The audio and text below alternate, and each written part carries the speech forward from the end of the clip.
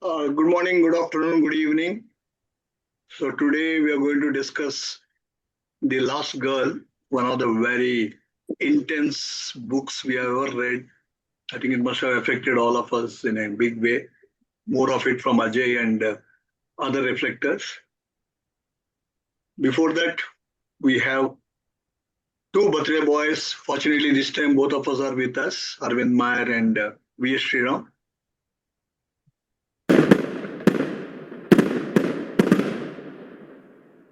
Nice. Happy Yeah. birthday, guys. Happy birthday, Arvind. Go for it. Well, thank you very much. It's an honor and a privilege to be feted on your close to your birthday. It's actually on Monday, and and the book club is something. Although I don't attend in person, mentally I'm always there. I read most of the books. I have most of the books at home, except for a few which I didn't want to read. And it's so great to be a part of this August group. And thank you very much, Yanks, for reminding me to attend today. Yeah. Thank Happy you. birthday, Arvind. Sriram. Hi. Thank you all for the birthday wishes. It's been a real pleasure being part of this book club. It's opened my eyes to different authors and different genres as well, which I haven't read before. And on top of it, the discussions brings different perspectives of the same book. You've always been using to read the book. You've always been used to reading the book alone on your own. And once you attend these sessions, you get totally different perspectives of the same book. I really enjoy being part of the book club, though I do miss a few sessions. I'm there in most of the sessions. I hope to continue. Thanks all. Okay. Happy birthday, Arvind and Sriram again. When is your birthday, Sriram? Mine's on the 31st May. Oh, just made it to. Just made it to this month. So that means you're not a Taurian. No, Gemini. Bull. You're not a Gemini. bull. No. Mine is day after. Okay. Let's get to the session. Curtain raiser. In a quiet village where mornings carried prayer and evenings returned gently to the earth, there lived stories, simple, human, whole. Then the world broke,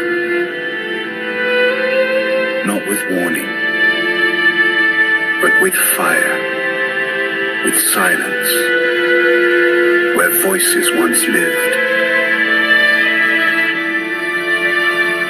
Homes turned to memory, names turned to numbers, lives turned into questions no one should ever ask.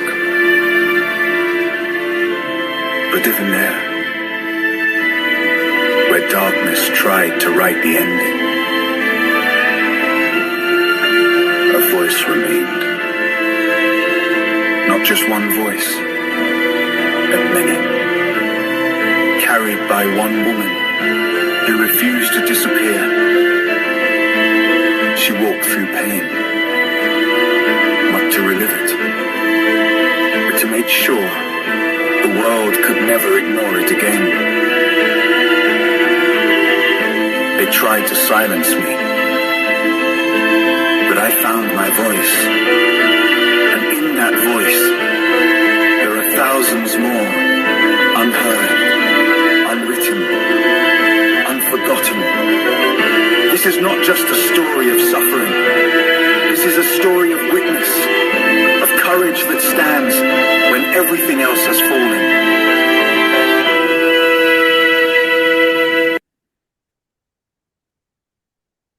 It is indeed really a great story. And as today Milind is not available, he sent an audio clip which we'll be playing now.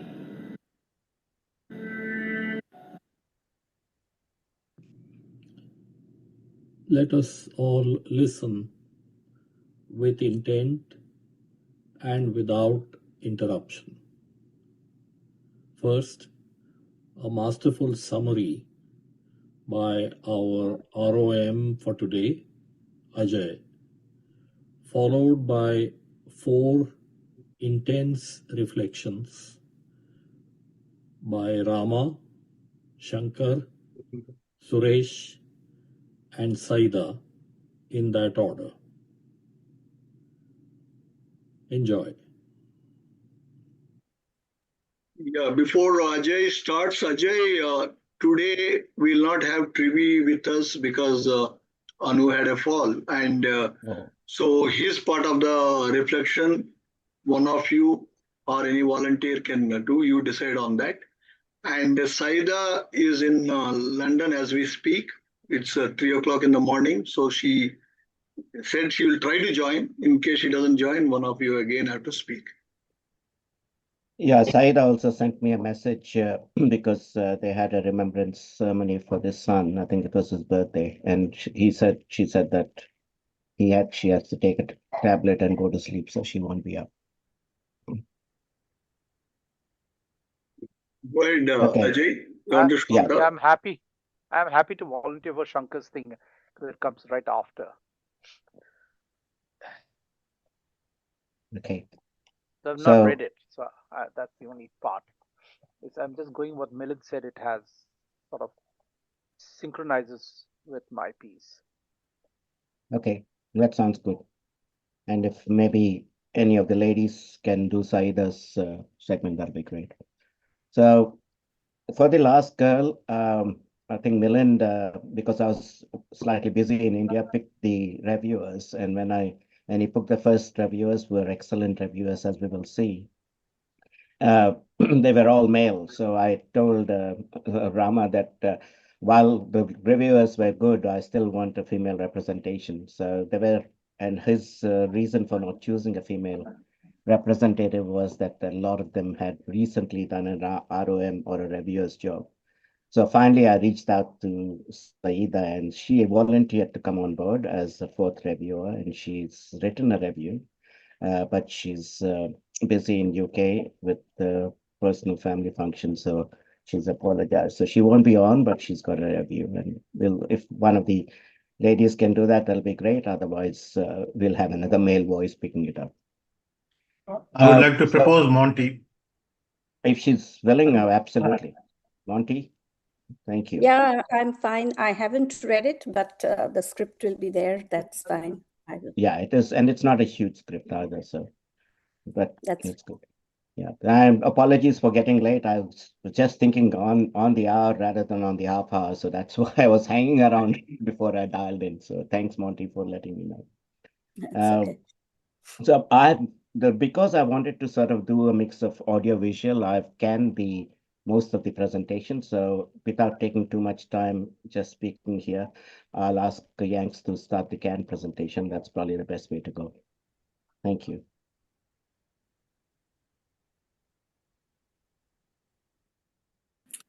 So here we go with the canned version.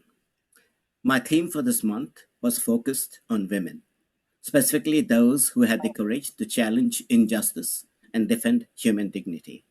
Nadia Murad is one such woman. Today, we are going to discuss The Last Girl by Nadia, a memoir that is both deeply personal and in many ways very difficult to read. In The Last Girl, Nadia Murad from the Yazidi community in northern Iraq writes about her life before, during, and after she was taken captive by ISIS in 2014. It begins in a place that feels ordinary and familiar, family life in a close-knit village. And then, slowly, brutally, it shifts into something unimaginable. What follows is a story of survival, but also of loss, endurance, and eventually testimony. Have a listen.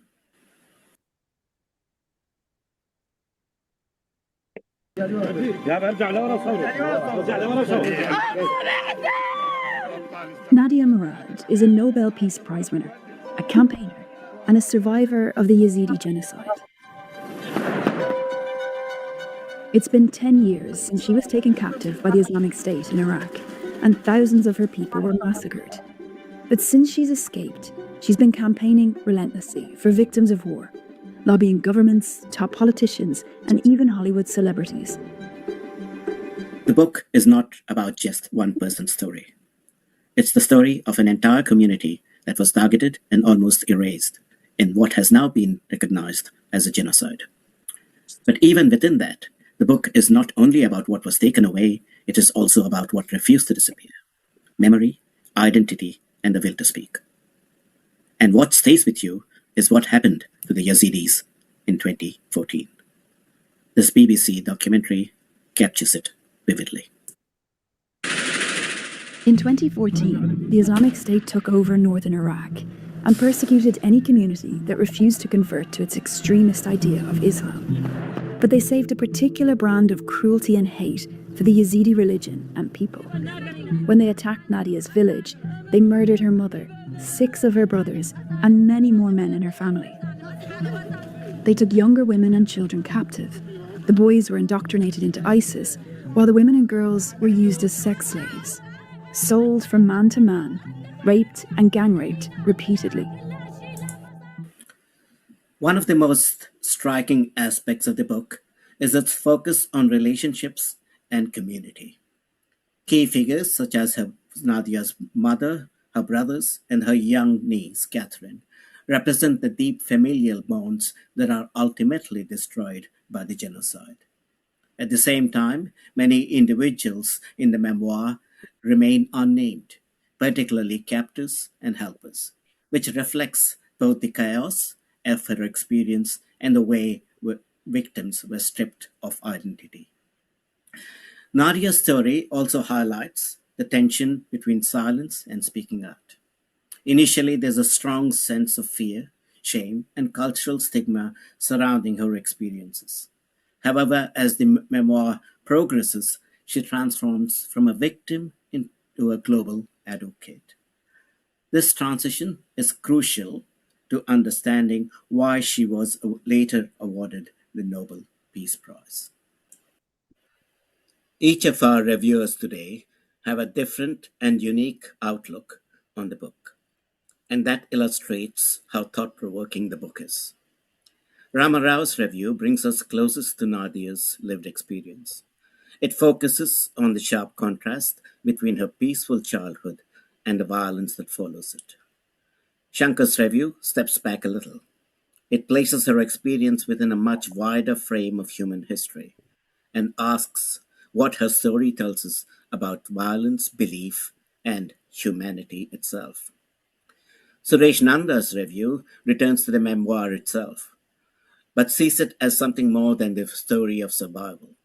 It focuses on how Nadia transforms her experience into something that speaks far beyond herself. Last, and by no means the least, Saida's review provides an insight based on her experience volunteering in Zaatari and Moria, which are 2 of the largest refugee camps in the world. Taken together, these perspectives from our reviewers don't just tell us about a book. They invite us to sit with it, to think about it, and maybe even to be unsettled by it. Before I hand it over to these insightful reviewers, I want to leave you with a couple of moot questions. What is the international community's role? Are we just readers, or are we witnesses in some way? I also leave you with a perspective from Nadia to help you fuel that thought.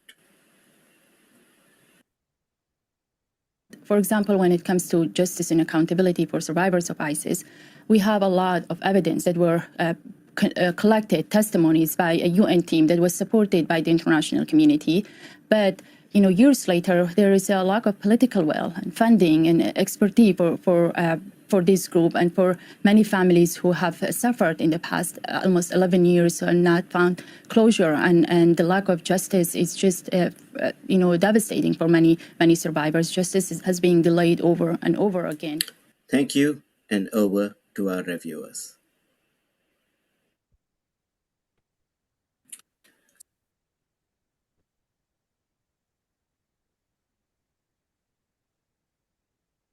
Over That to you, was great, Rama. Ajay. Big effort on your part. Thank you very much, Ajay. That was truly masterful. Yes, to put it all together.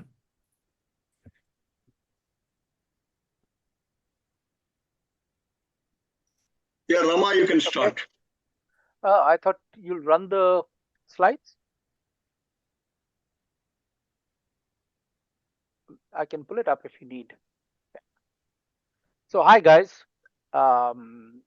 this is Nadia's story. Can I have the second slide, please? Yeah. So there's some pictures here that I'll come back to the end as a quiz to ask you what they represent. But as a general introduction, especially for those who may have been too busy to read, this is really a very compelling account of her journey. And it kind of reflected to me from a Heidi-like childhood in a peaceful Iraqi village, Koskocha, to a 21-year-old sex slave of the ISIS. And in my eyes, also to stardom as a Nobel Peace Prize winner. As she says, as a young girl, I dreamed of finishing high school. It was my dream to have a beauty parlor in our village and to live near my family in Sinjar. Very simple and direct perspective. The Yazidis were a very small minority living in the Iraq-Syria region and worshipped a different god. They were considered kafirs by the ISIS and consequently were forced into sexual slavery. The men that were killed if they did not convert. And I think the book and her story can be split into 4 parts. 1, her growing up in a rural area, happy, healthy, on a farm. Her idyllic childhood and family life reminded me, if you strip the poverty element out, because she was a poor-eyed Iraqi Heidi growing up happy and contented amongst her 11 siblings and a doting mother. That came to an end when the Peshmerga who were guarding them vanished overnight, leaving them in the hands of the ISIS. The takeover by ISIS is when her journey into sexual slavery started. Her escape from them and finally her escape into a new home covers the rest of the book. Sadly, in my view, the last part was the weakest, and it seemed as if she was trying to finish it as she had a deadline to meet. But the part that is most gross and gruesome is the takeover by ISIS, or Daesh as it is known in the Arab world, where they massacred the men from a village, including her brothers, and then took all the women into slavery. At the slave market, she's about to be sold to a huge man when she jumps and clutches at the legs of a thin man who turns out to be a high-ranking judicial officer of Daesh. And that's when her travails begin. She's raped every day, and when she tries to escape, then she's whipped and gang raped. When she describes going to have a bath to cleanse herself, the reader is taken into the world of her excruciating pain to clean herself. Her mind is amazingly strong, battered but unbored. It is that strength that gets her to safety in the second phase when a door is unlocked and she is able to escape. And by enormous stroke of good fortune lands in the hands of a sympathetic non-ISIS aligned Sunni Muslim family whose son escorts her to safety in Kurdistan. Her descriptions are gruesome and gory and leave nothing to the imagination.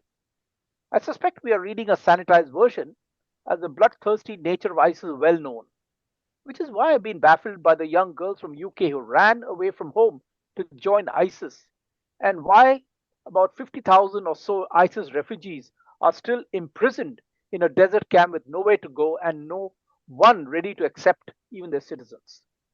Next slide, please.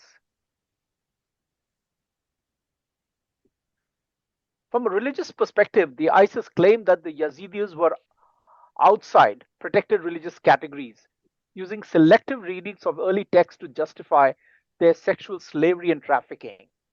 And they produced propaganda documents to revive the slavery. However, this was widely condemned across the Muslim world. Major institutions like the Al-Azhar or the OIC, and of course some of the religious leaders in Saudi and other scholars refuted it. So it's important not to let the aberrant followers of an extreme form of Islam color our views. As such, while early Islamic texts address the regulation of wartime captivity within a pre-modern system of slavery, no mainstream Islamic authority today interpret these sources as permitting sexual slavery. The enslavement of Yazidi women by ISIS represents a very widely condemned extremist distortion rather than a continuation of accepted religious practice. And she says in the book, I want to be the last girl in the world to have a story like mine. But look at this picture and the timelines, and you will see the depredation that have been visited on women in the years. In World War II, the Red Army was supposed to have a principal from 8 to 80.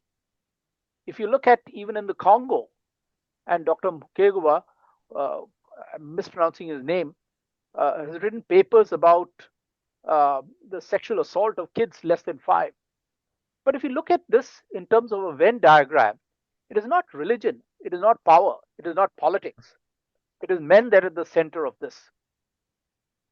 If you go to the next slide, please. So the question really is crimes and no punishment. Was she the last girl?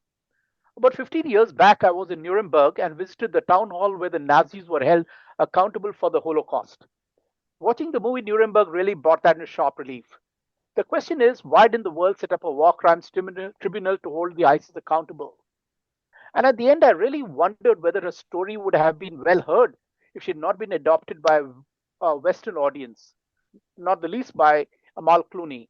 I also wondered whether she deserved the Nobel Peace Prize, apart from her bravery in escaping and the trauma she experienced. Did she impact world peace? And I don't know for sure, but when I read a little bit about her co-winner, Dr. Mukwege, the Congolese gynecologist, I was stunned to read what happened in that place. And so I'll leave you with 2 quizzes. One is, what was the first and the third picture about? And you can put your answers in this. And the second one, which is more provocative, coming from the Congo, from Dr. Mukwege, says, in 1 hour, how many women were raped in the Congolese war? And sadly, the answer is almost 1 every minute, 48 to the hour during the period of. So the sad part is that some stories are heard, some are not heard, but I hope that she does become the last girl, but not until we have tribunals like this, like were in Nuremberg, do I think it is going to happen. Thanks. Rama. And you can put the answers to the quiz, in the chat box, but I'll give the answers right now. The first one is the Yazidi genocide memorial in her village that was set up. And the third is the rape of the Sabine women, which you'll find in Florence. So the timelessness of the depredations visited on women by men has been since time immemorial. And that's the sad conclusion that I come out of this story.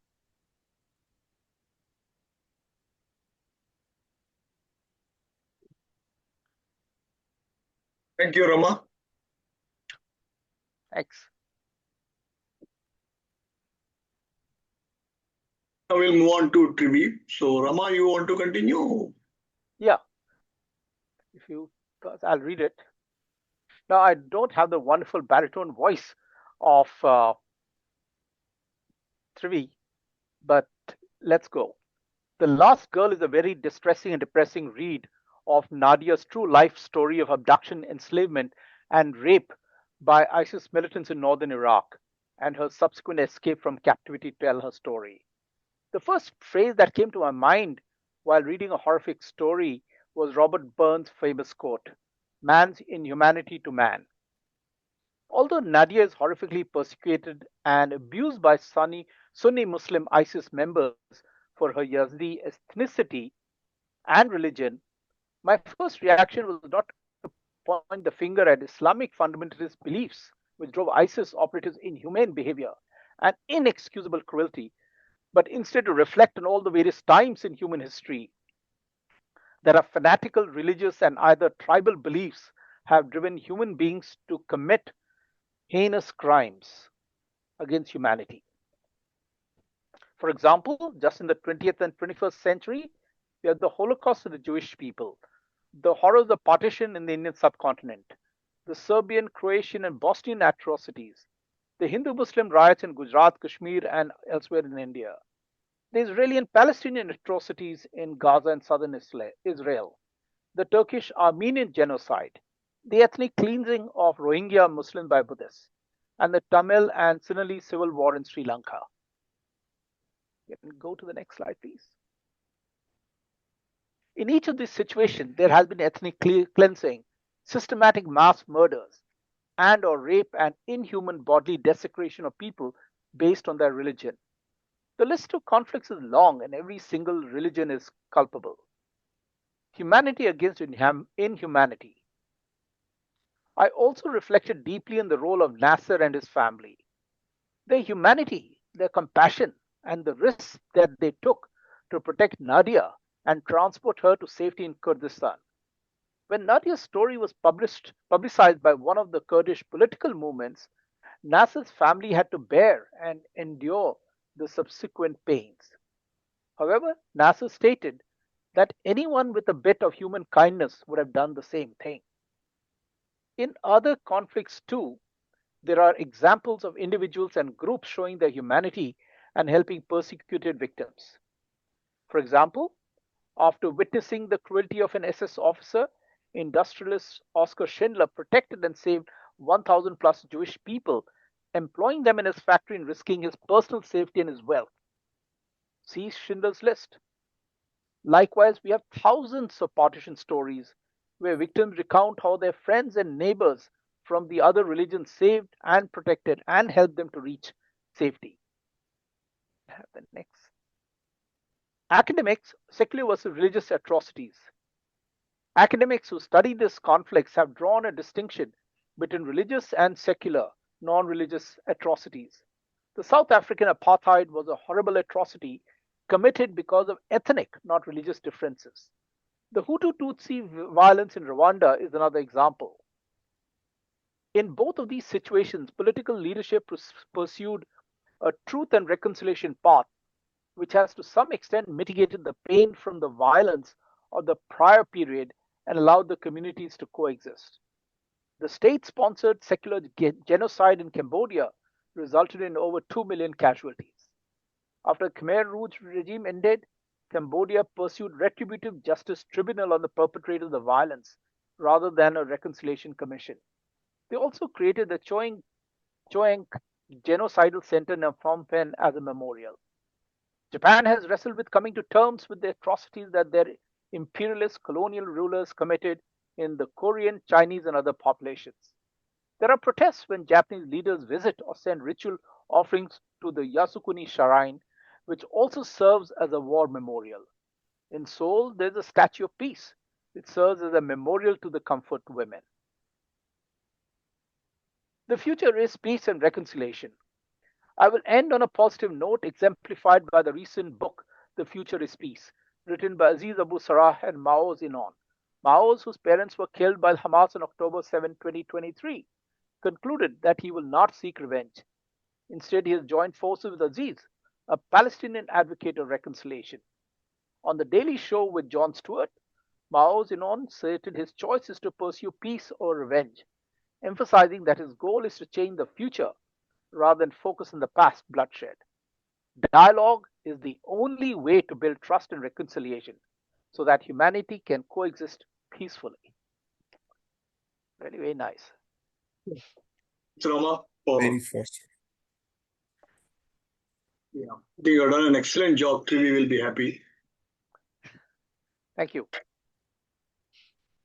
And now we'll hand over the mic to Suresh Nanda, the new entrant to the club. Thank you. The last girl is gripping and very challenging to read, frankly. Nadia Murad confronts the extremes of human cruelty while affirming human dignity. In fact, I rarely read a book. I mean, I won't say cover to cover because I used a audiobook, but I rarely listen to it in one go, and this was one of those books which I had to do it. Her memoir is more than a story of survival. It's a testimony that resists erasure. Reading her account is very, very exhausting. It is impossible not to imagine how much she must have beared it while going through it.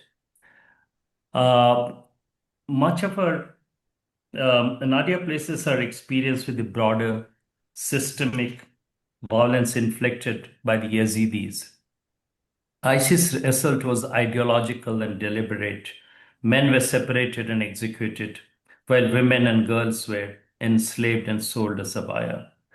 One of the most haunting scenes described by Nadia was a family burning the photographs before fleeing Kocho, an act meant to protect loved ones. In fact, I was just wondering how much the family must have gone through it. Yet, it is also a kind of enforced erasure. They talked about us as if we were not human, Nadia writes, capturing the dehumanization that made the violence possible.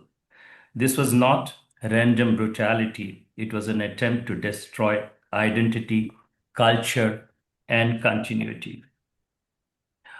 Nadia's escape depended not only on her determination, but also on the courage of others.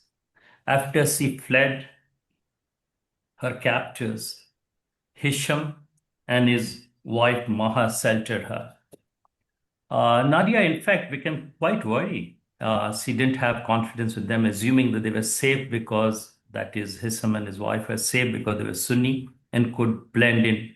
And she even considered escaping again. I mean, that's the sort of trauma she was going through. Still, they chose to protect her. Hisham and Maha were among the first to offer a refuge and later move her to Bashir and Mina's house for greater safety.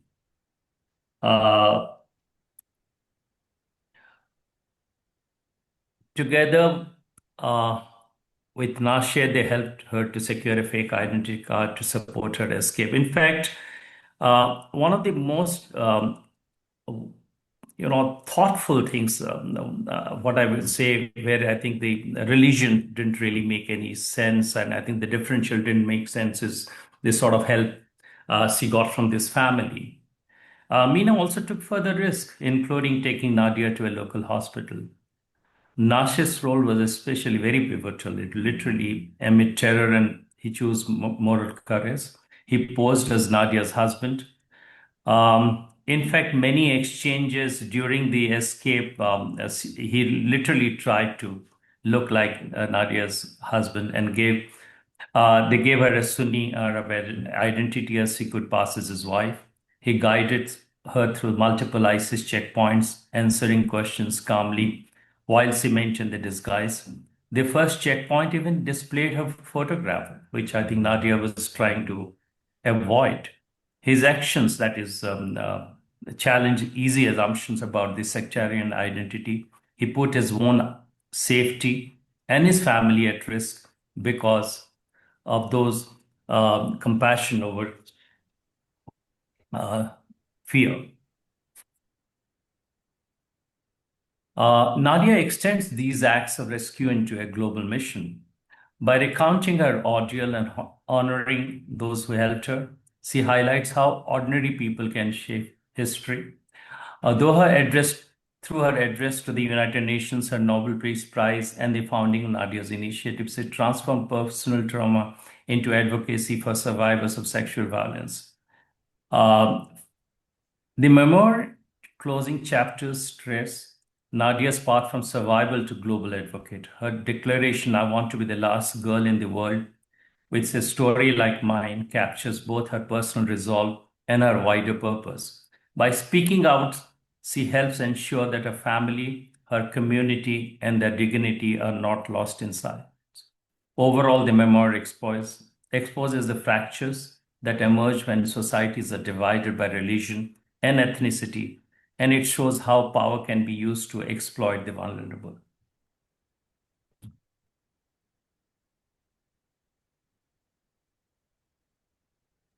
Yeah, there is a last slide, Suresh. You want to add anything or? In fact, I think during the discussions, whatever has been talked about, I quite agree that I think a lot of aspects of Nadia and Nadia's sufferings, it is there all over. But what I particularly liked about this book was that I'm not talking about how the book is being written, but I think that how she puts together her challenges and brings it out to the world. And I think obviously Amal Clooney's help really helped her. But the fact that it has come out to the world, and particularly at a point of time when these sort of exploitations are going all over the world, I think it's possibly important, as other reflectors have pointed out, that we need to learn from it and possibly look at very differently. Thank you. Thanks, Sureshnanda. It is very good, very passionate, and I think is a good reflection of what Nadia has gone through. So now we'll move to Saida. So Ajay, who will take? Monty will do? Yeah, Monty has agreed to do it. Thank you, Monty. That's fine. I'll probably not do as much justice given I didn't realize this was such a personal experience by Saida as well, given she has worked at these camps. But let's go through what she has to say. The Last Girl by Nadia Murad is a deeply moving and courageous memoir that brings attention to the atrocities committed during the ISIS genocide of Yazidis.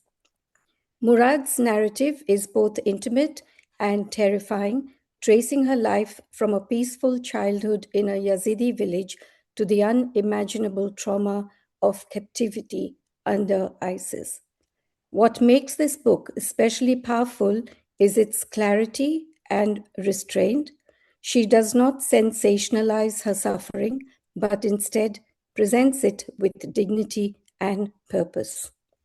Her story also echoes the broader displacement crisis faced by survivors, reminiscent of the conditions in places like Moria refugee camp and Zatari camps, where thousands of refugees in 2016 endured overcrowding, uncertainty, and a loss of basic human dignity.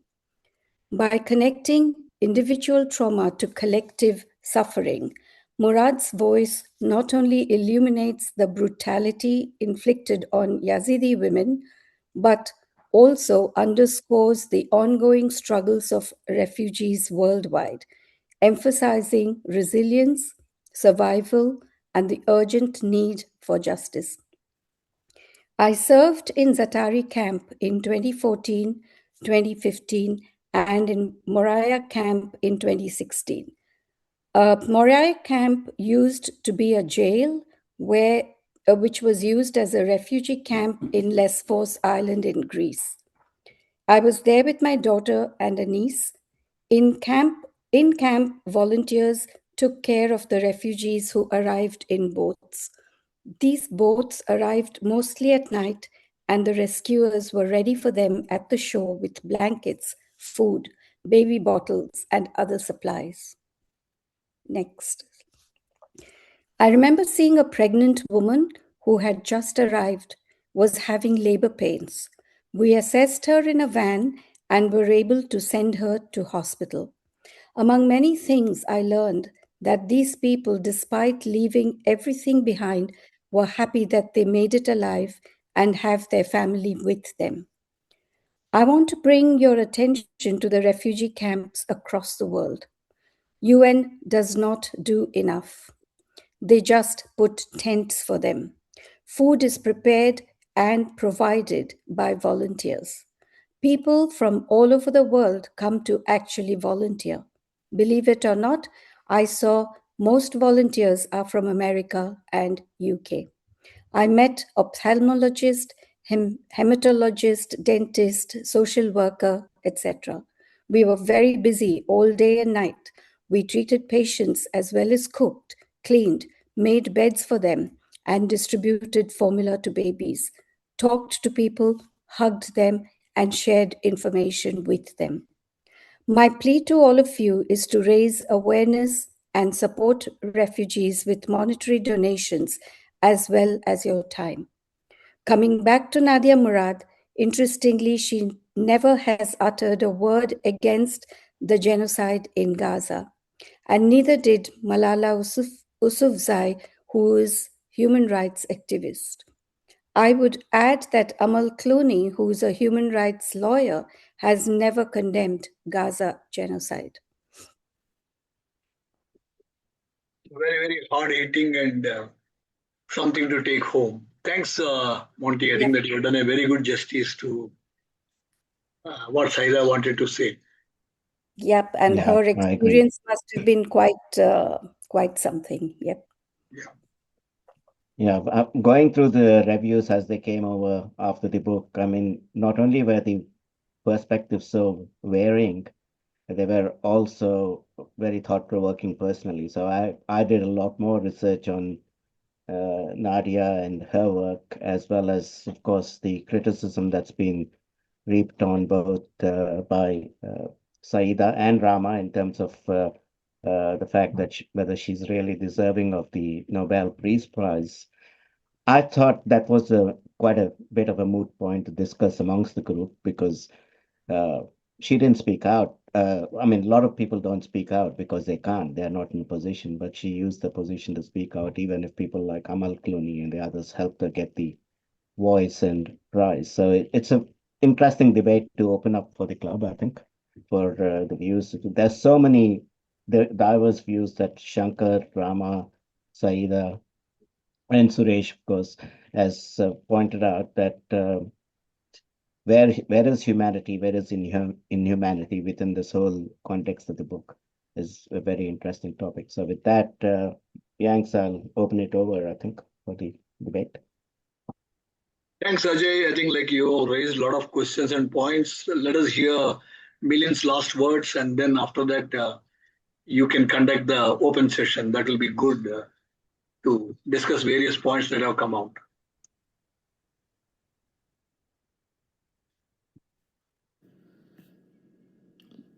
Of what religion are we? Where in the name of religion do we go hunting for power?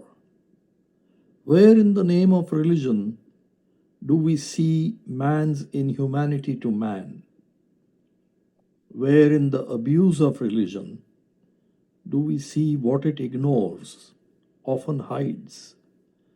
Religion to me is but a device, like the Pied Piper being followed by mice.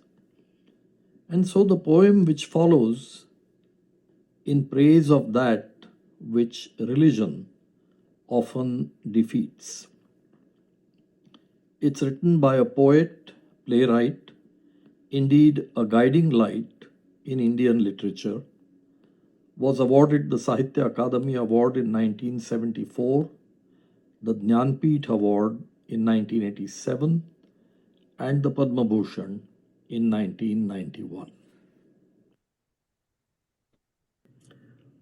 While I haven't written poetry, my understanding of Marathi is pretty good, even if I am saying so.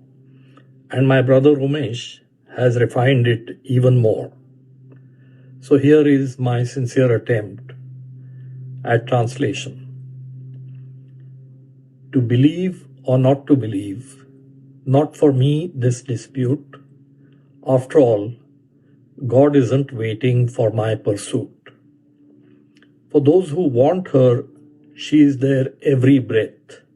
For those who don't, she is but an illusion. I don't get into her existence dispute, since I know that God isn't waiting for my pursuit. I never queue up, garland in hand. I don't bribe with sweets at hand. I never offer anything to the generous one who gives all, every fruit. After all, God isn't waiting for my pursuit. What is to happen will happen. Sitting back isn't how her grace will pan. So I never take her to task, since God isn't waiting for my ask. God is never in any temple. God is in the fields, striving. God is on the border, fighting. God is often with the distressed, with the sick and the damaged. She lovingly serves the powerless. When showering such grace, her presence I never refute, firm in the belief that God isn't waiting for my pursuit. Translated based on the original poem by Kusumagraj. Milind. Now over to Ajay. You can conduct the open session. I think the way you thought about suggesting this book and various points that have come out, which are worthy of debate. Yeah, thanks, Yanks. I sort of preempted that thought a little bit before the Midden's presentation, so I won't go too much into it, but I'll just say that all the three books that were selected for this session were the three Nobel Peace Prize women whose books were put up for review. And I did not expect that this book would get voted upon, but I'm very glad it did, because it opened up in a dimension which I was personally not aware of. And the thought-provoking reviews that, as I said, I had a chance to preview before they were presented today. They were fantastic and totally different, multidimensional. So I'm sure there is a lot more opinions out there. So I'll open it up for people to go ahead and share their views. Thank you, Ajay. I'd like to share a few thoughts which came to my mind after hearing all the presenters. The first is that closer home, nobody talks about the Bangladesh genocide by West Pakistan, which was an ethnic based genocide and power and ethnicity, and really it was horrific. I think it is one of the bigger genocides out there. The other thing is that if you look at the Holocaust has many memorials. Of course, the biggest one is in Berlin, the Holocaust Memorial in Berlin. I think we need to have more memorials, of genocide, so that people are aware that these things happened. And and for example, the book we read, the girl who smiled beads. I think that her experience, that thing was not even categorized, I think, as a genocide, or she had a great difficulty in getting it categorized as a genocide. So I think having memorials does serve the purpose, and it is a good way to go forward. While on religion, I once heard someone say that religion is but an accident of birth, and you spend your whole life protecting it. So if you take that perspective, really you're just fighting for nothing. And thank you.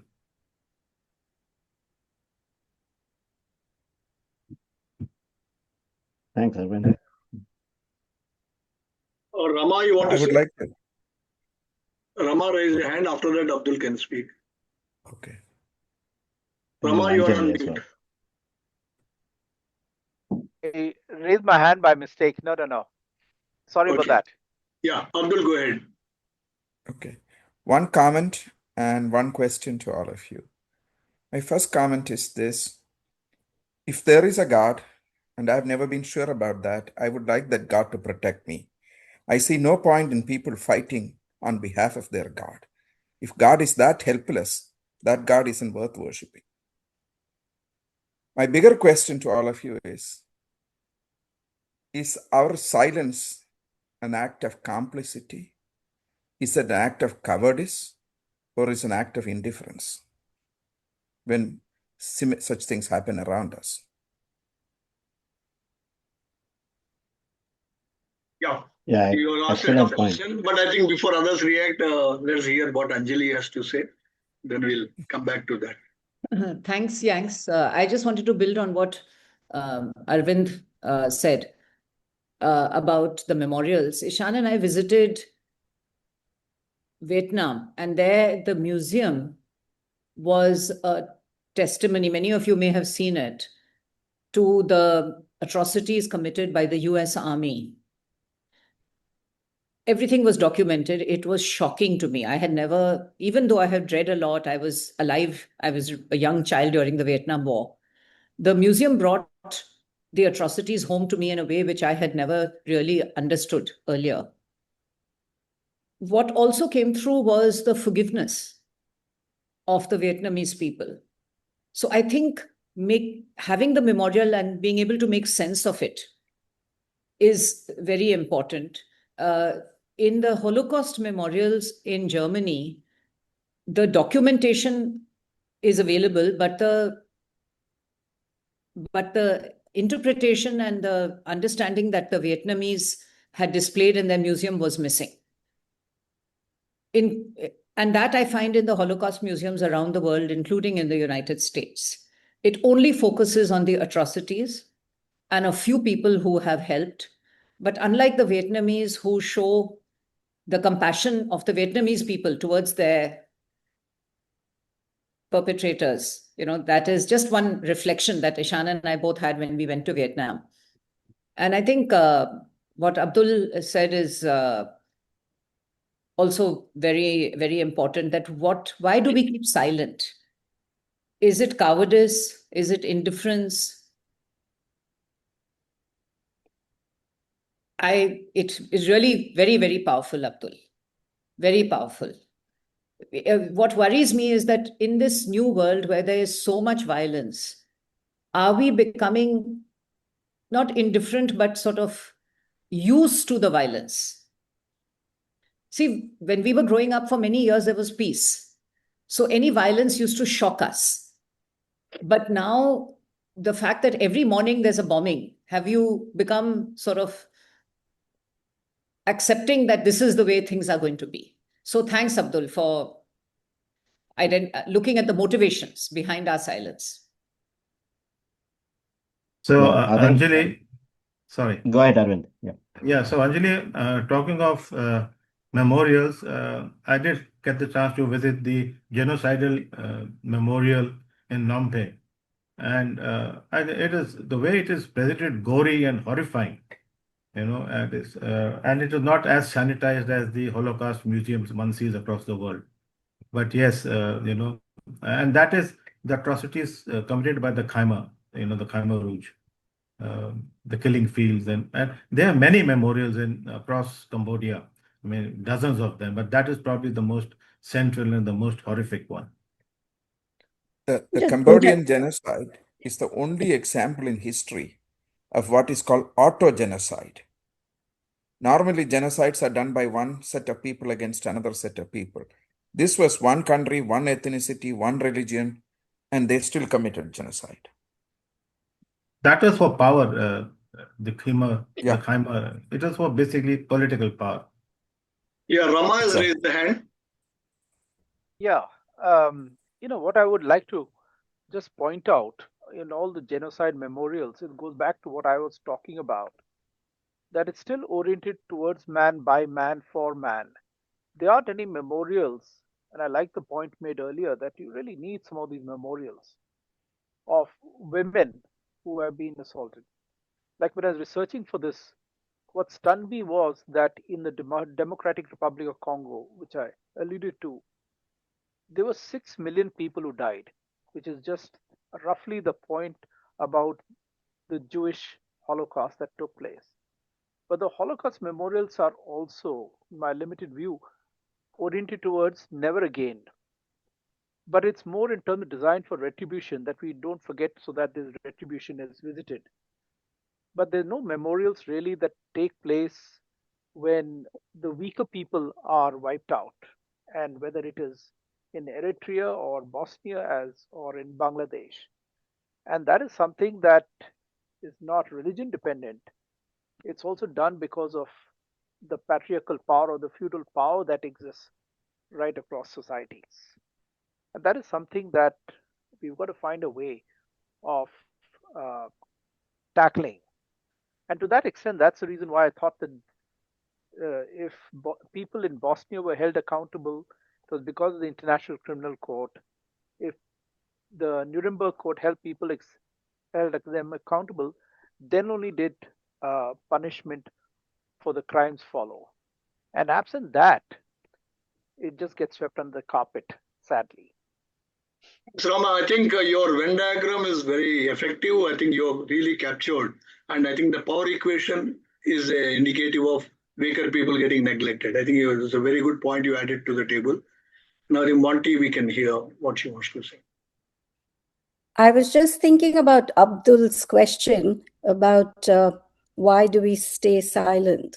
And I think a couple of thoughts is one comes from cowardice and fear, because we are afraid to put ourselves in the midst of all these atrocities, in the fear that how is it going to affect me, my family, my life, etc. The other thought is, I think each individual feels, oh well, what difference am I going to make? I'm just a drop in the ocean. And all of us thinking like that, obviously then the ocean just never collects, because we are each kind of segregating ourselves. Having said that, one of the thoughts I had while reading this book, I had a friend who said, oh my God, how could you read these sort of horrific narrations and stories? And my thought was, by ignoring it, it's almost like pretending it didn't happen. Whereas even by just reading it and becoming aware of the extent to which the atrocities were committed, I felt it was like energetically sending love and empathy and an acknowledgement to the people who had gone through these experiences, that they are being recognized and that they are being heard. Thanks, Monty. I think you elaborated on what Abdul said about indifference. I think the reading and then actually reflecting on the life of Nadia is actually in a way acknowledging the atrocity and trying to do something about it, hopefully. Zareen has raised her hand, so you want to speak, Zareen? You're on mute. Yeah. Hi. Yeah, actually I did, but then when I heard Pushpita share her thoughts, it kind of echoed exactly what I wanted to say. I would also add that to some extent, for us, it becomes a slight feeling of helplessness. You get affected, you get absorbed in it, but then you wonder, what can you do? Because I always believe that empathizing should be accompanied with some form of action. So then what I try to do is to say that, at least in our social circles, vociferously debate or voice your opinion when you have these subtle minority community or racist slurs that happen. And that is something which I'm very quick to jump into when people around my social circle make these kind of comments. It sometimes leads to unpleasantness, but I'm willing to do that.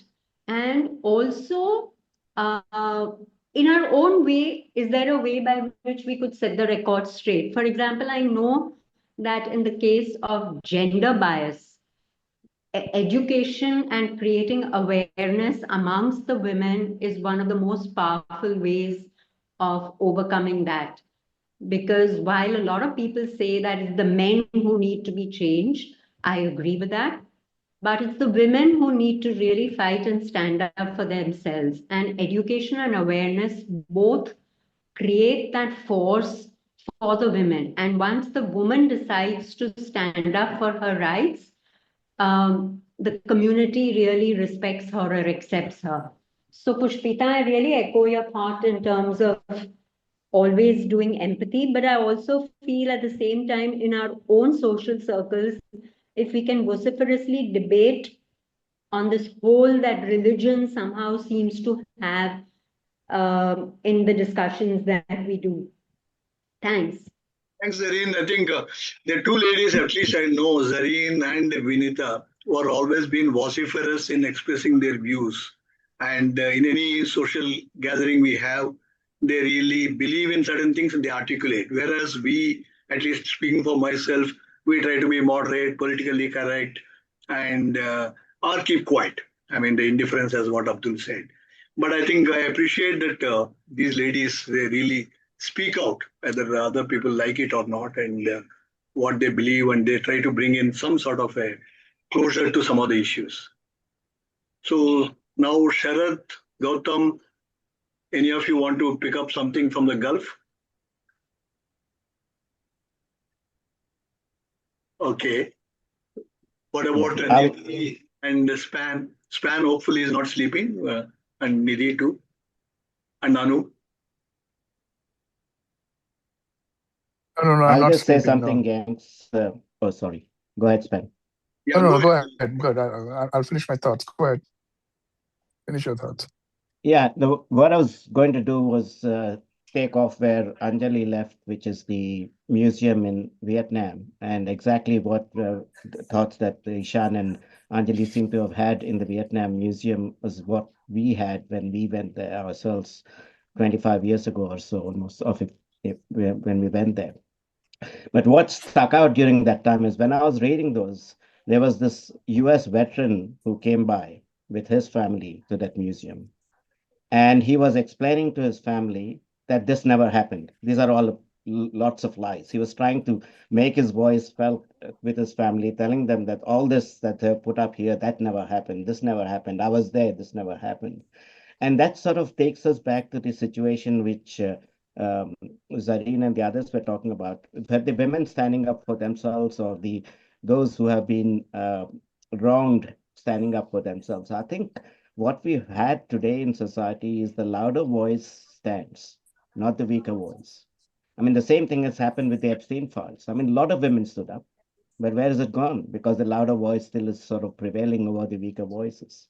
And I mean, I might be minority, or at least the more vocal of the people who say this, but I think the anti-Semitism that is existing is sort of overstated to the extent that I think the atrocities that were committed in the World War II have been stretched so much that everything else gets shadows behind it. That's why you don't hear so much about what's happened in Gaza, because people keep still protesting about what happened with the Israelis or the Jews.